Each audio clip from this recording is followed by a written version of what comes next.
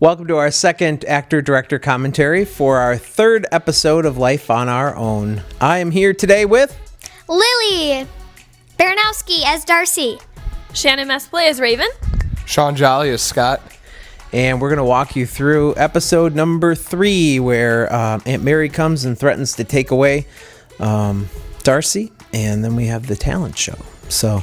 fun to shoot. We shot all the school stuff in one day. So there's 3 episodes that take place at the school so far, and they were all filmed on the exact same day.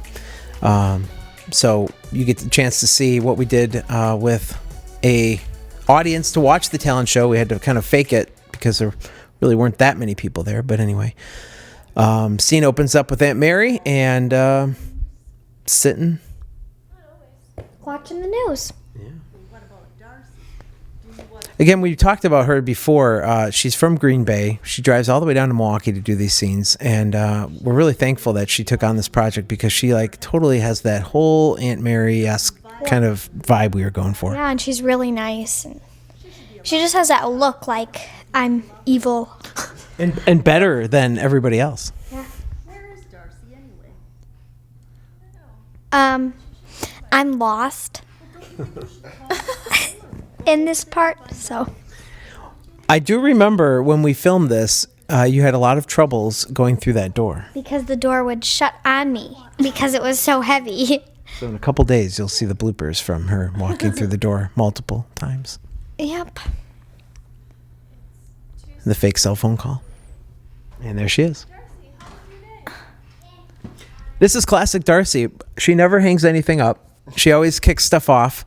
Just leaves it lay where it needs to be on the floor. Mismatched socks. It works. She does that in real life. And that's Lily's dad. He's here, and he, Just like the we mentioned before, he does all the booming because we're a very small crew. But that's actually you in real life, isn't it? Yeah, it is me, and I don't hang up any of my stuff and throw my stuff on the floor. So, yeah. She was worried about her mismatched socks even when we were filming, whether they should match or not. But she didn't have the matching ones anyway, so it didn't matter. Yeah. Shannon, I have to say, your acting here, even though you don't have a lot of lines, I was really impressed when we filmed this because what you didn't say with, your words, your face captured it. Thanks. That's probably from coming from a big family. You don't get a chance to talk much. No, I'm just kidding. No, I mean, it's important to tell the story the whole time. I mean, and that's a big thing that I learned from stage acting. You're in the scene the whole time, so you really have to be engaged the whole time. Yep. And is that harder because we're doing multiple takes from different angles and stuff to keep that intensity every time? Same thing. Sometimes it depends on the scene, really, because sometimes when you really get into a scene, the build of the emotions helps you get to that point. But sometimes it's also nice because if you mess up, you can do it over again, or if it wasn't exactly right, you have a second chance. Like that evil-looking black scarf. Oh, that she puts on? Yeah. Or cape, whatever. So now we're going to the school for the talent show. This was really difficult because we talked in the last commentary about how actors had dropped out. Well, this girl right here who's singing the national anthem, Cassie, she did a great job because she only knew that she was going to sing the national anthem, but the host of the talent show, one of the teachers, didn't end up coming. He called off, and I was like, you want some extra lines? And she took it on. There's my small audience. You did a good job making it look like a full crowd of people. Yeah, I mean, we just tried to film it close, but so now we're gonna see Jake and Molly and I'm sorry, her name is Carly, and That boy. that boy, one of the extras that came. Inside out shirt. We don't know his name. Yeah. So Jake is a big theater background too. In fact, He's one of my friends, and I just thought of him because, he's been in a lot of plays with me, and I just thought he'd be a good person to do that. we're gonna see him again, at least one more time. So, a couple times actually.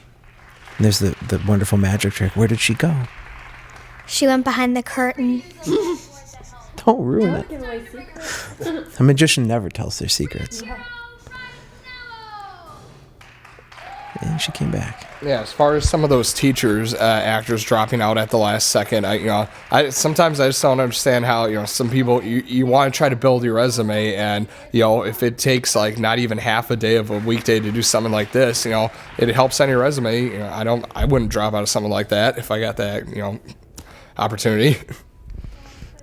So this song, One in a Million, was given to me by a good friend, Brandon Jarrett. He owns a company called Moho Productions in California, and he and I have worked on other projects before. He does a lot of scoring for movies and produces independent artists and stuff. So he's been great at giving me tracks to use. In fact, we're going to hear another song that he helped write and produce in a future episode. But this was one of the songs, One in a Million. So if you like this song, there's a link in the description where you can go download the original song by the original artist.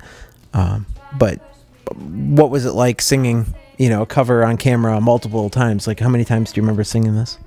We sang it about over 10 times, it was not that bad, because like the first time we practiced it, we were like we were kind of bad, and we just like sang it at different times, but then like after the third time we did it spot on, and we just had to do a couple more. It wasn't that bad. This is one of my favorite moments, actually, that we've filmed. It was, I don't know, Special. it was really special. It was really nice, and it's been so much fun working with Lily. So being able to share not only our acting together, but also our singing was really cool. Yeah. And you split up the song. You guys made those decisions on when Lily should sing solo, and I hadn't even come up with that. I thought it was really nice the way that you made that decision so that at least she was spotlighted. Actually, Shannon came up with that. I didn't even. But yeah, it just brings out like she wanted to have me have a moment. And Well- that song helps us like have a better relationship in acting too. Yeah, I think having Lily sing a couple of those lines on her own really showed that she realized that she, even though she's lost a lot, that she still had everything she needed, and she still had love, Yeah, and even though Raven doesn't exactly know what she's doing all the time, like that was just a natural mothering moment to go up there and save her little bird from, failing on stage. I think this room looks cool for the background, the big dark empty basketball court. Yeah. The stage, that's where it was. Yeah, this scene we were really under pressured because it was the end of the day. People were wanting to leave. I remember Lily had to get somewhere. I didn't know my last humongous monologue, so what we had to do, we had to tape this big poster board under the camera, and I had to try to read it, and it was just, you were there for 9 hours, and we were just all tired. Well, Yeah, we were tired and wanting to go home at this point, and that part Lily got cut anyway, so we don't have to show anybody that. But this is a nice moment with Aunt Mary because we finally see that maybe she is a human being and a nice person, and the hug at the end is very touching for what you've been put through. So you're not taking me? So yeah, we were rushing to get out of here and filming this last little part. It was late at night. Margie had to drive, but I think it turned out really well. I think we got the emotion conveyed that we needed to. Yeah, it was really fun. Join us next week for another commentary and a new episode this Friday.